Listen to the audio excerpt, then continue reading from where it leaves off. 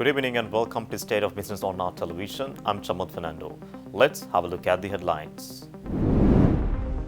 President calls for a new political culture for the country moving forward. Government revenue sees a significant surge, Subject Minister says. Now the news in detail. President Ranil Wickremesinghe said that the country's political system has collapsed and a new and advanced political culture should now be established. The president said that with the collapse of Sri Lankan economy, the political environment which prevailed previously has now collapsed, similar to what happened to the Soviet Union nations. මගේ මතය වුණේ ඒ අපි යන මාර්ගෙත් ඉදිරියට යන එක තීරණය කරන එක රටට බාර දෙන්න පුළුවන් කියලා. ඉතින් අවුරුදු දෙකක් අපි මේක ගෙනිච්චා. දැන් ඉදිරියට යන්නේ. කිසි දවසක ඡන්දයක් කල් දාන්න උවමනා වුණේ නැහැ. ඇත්ත වශයෙන්ම ඡන්දයක් තියන්න හේතුවක් නැහැ. මොකද බලය දෙනකොට පැනලා ගියන් පස්සේ ආපහු ඡන්දයක් තියලා වැඩක් නැහැ නේ. ඒ ඡන්දෙත් පැනලා ගියොත් අගමැතිකමට එන්න කියලා දෙනකොට දුවනවා. අගමැතිකමට එන්න කියනකොට හැංගෙනවා. රටේ ප්‍රශ්න විසඳන්න බෑ කියනවා. ඒකට ඡන්දයක් තියෙන එකෙන් මොකක්ද තියෙන්නේ? මේ රටේ දේශපාලන ක්‍රමය කැඩුනා. ආර්ථිකය කැඩුනේ නැද්දි ආර්ථිකයට සහයෝගය දුන්න දේශපාලන ක්‍රමයක් කැඩුවා. සෝවියට් දේශයේ ආර්ථිකය කැඩුනේ දේශපාලන ක්‍රමයක් කැඩුණා. ඊට පස්සේ සෝවියට් සංගමේ නැති වුණා. චීනය ඊට ඉස්සෙල්ලා සංශෝධනය කර ආර්ථිකය. ඉතින් රට බේරගත්තා. ඕනෑම රටක ආර්ථික ක්‍රමය කැඩුනොත් ඒකම දේශපාලන ක්‍රමයක් කැඩෙන්න ඕනේ. මොකද ආර්ථික ක්‍රමයයි දේශපාලන ක්‍රමයේ අත්වැල් බැඳගෙන ගියේ යන්නේ. මේ හැම එකක්ම අත්වැල් බැඳගෙන ගියේ. පොරොන්දු දෙන එකයි, ණය අරගෙන එකෙන් පොරොන්දු ඉෂ්ට කරන එකයි අපිට ආර්ථිකය විවෘත කරන්න බෑ, මේක දෙන්න බෑ, ඒක දෙන්න බෑ, රට විකුණනවා කියලා අන්තිමට රට නැති කරා. මුළු නැගෙනහිර යුරෝපෙම කැඩුනේ කොමියුනිස්ට් රටවල් මේ නිසානේ. එකක් බේරුණාද? පෝලන්තේ ගියා, නැගෙනහිර ජර්මනිය ගියා, චෙකොස්ලොවාකියාව ගිහින් දැන් කොටස් දෙකකට කැඩලා තියෙන්නේ. හංගේරියාව ගියා, බල්ගේරියාව ගියා, රුමේනියාව ගියා, යුගොස්ලාවියාවේ කෑලි හොයාගන්න බෑ. ඉතින් අපේ කැඩුනේ ඒකයි. අපේ ආර්ථික ක්‍රමය කැඩෙනකොට මතක තියාගන්න දේශපාලන ක්‍රමය කැඩුණා කියලා.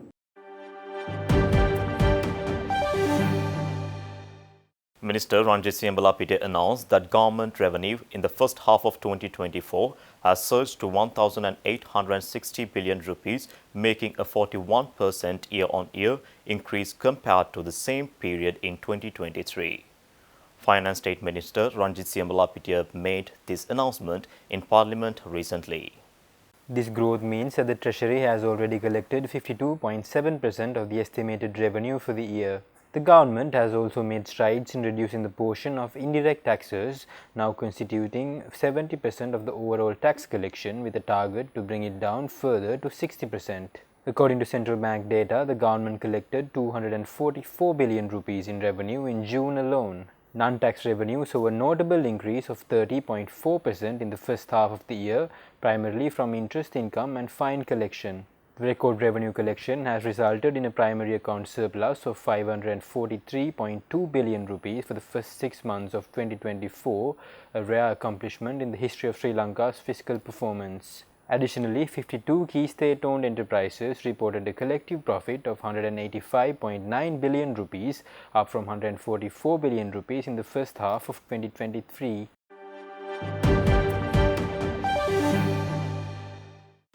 Cabinet Corps spokesman and Minister Bandulu Gunawardena said that discussions on the ISLPTA are set to be finalized by December 2024, with both countries aiming to sign the agreement in March 2025. Minister Bandulu Gunawardena said this during the weekly post-cabinet meeting media briefing recently.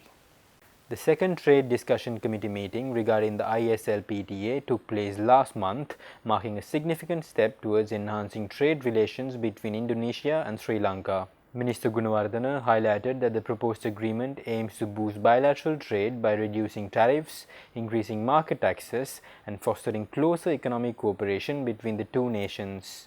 The ISLPTA is expected to benefit both countries by facilitating easier trade terms and creating more robust economic connections. The progress in the ISLPTA discussions reflects the ongoing efforts of Sri Lanka to expand its trade partnerships and enhance its economic landscape through international cooperation.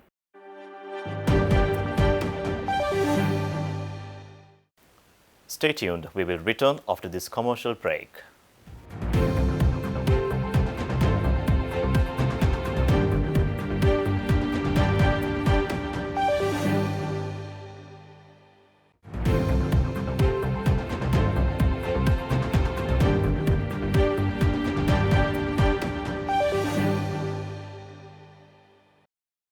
Welcome back. The Sri Lanka Greater Mekong Business Council of the Ceylon Chamber of Commerce recently convened a significant meeting with Thai diplomats to discuss enhanced economic cooperation between the two nations. The meeting was attended by the Ambassador of Thailand, Paitun Mahaponnapon, and Councillor of Thailand to Sri Lanka, Pranchit Concrete Suksukon, alongside the President and Executive Committee of the SLG-MBC. The discussions centered around activating the free trade agreement between Thailand and Sri Lanka with a focus on exploring new investment opportunities and strengthening bilateral trade. Ambassador Paitun Mahapannapon emphasized the strategic positioning of both nations, referring to Thailand as a gateway to ASEAN and Mekong sub-region and Sri Lanka as a gateway to South Asia. One of the key highlights of the meeting was the potential for Thai investments in Sri Lanka's agriculture sector, particularly in production, processing and distribution. Both parties expressed their commitment to advancing these discussions and implementing the strategies outlined, aiming to foster stronger economic ties and mutual growth between the two nations.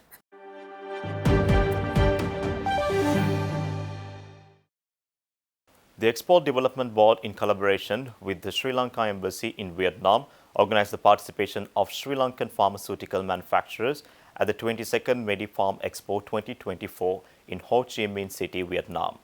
The expo held earlier this month saw Sri Lankan pharmaceutical sector taking center stage.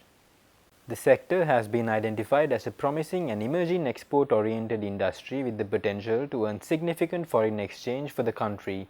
The Sri Lanka Pavilion at the MediPharm Expo 2024 provided a platform to explore contract manufacturing opportunities and gain insight into industry trends and technical innovations.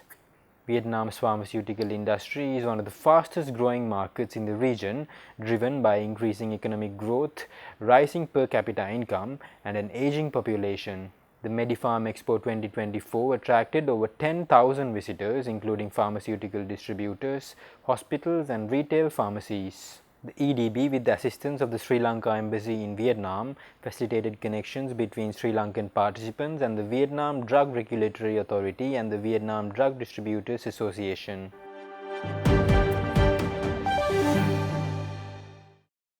The Institute of Chartered Accountants of Sri Lanka is set to engage professionals and young business leaders at the upcoming 45th National Conference of Chartered Accountants. Recognizing the need for fresh perspective to overcome economic hurdles, CA Sri Lanka is organizing this year's national conference under the theme Marching Beyond Margins. The theme was unveiled at a press conference attended by key figures from Sri Lanka recently. The conference, scheduled for the 14th to 16th of October 2024 at the Monarch Imperial in Sri Jayawardenepura Kotte, is expected to draw over 2,000 delegates, including top business leaders and C-suite executives. The conference will emphasize the importance of being relentlessly future-ready, encouraging participants to embrace the rapidly evolving global landscape. This year's event will focus on helping professionals realign their strategies and priorities, pushing them to look beyond traditional methods to achieve excellence.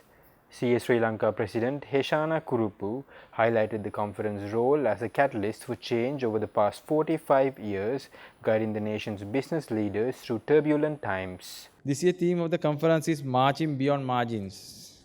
Our theme this year signifies an embracing of global dynamics, technological advancements, and generational diversity in pursuit of excellence. This session under the topics of knowing the world, knowing the way, knowing the generation, and governance in a new world. This conference promises to one that will enlighten and inspire the delegates.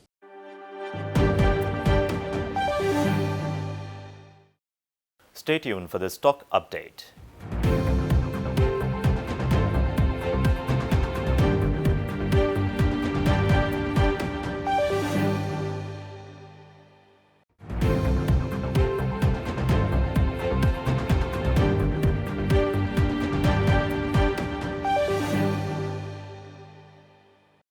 trading at Colombo Stock Exchange ended on positive notes today. The all-share price index gained 49.33 points to close at 11,303.22 and the S&P SL 20 gained 14.79 points to close at 3,224.96.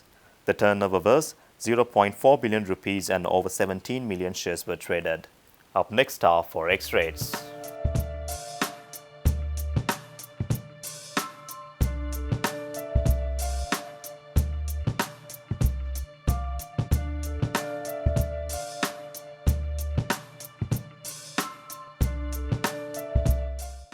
That's all our news for today. For this and more, subscribe our channel on YouTube, follow us on Facebook.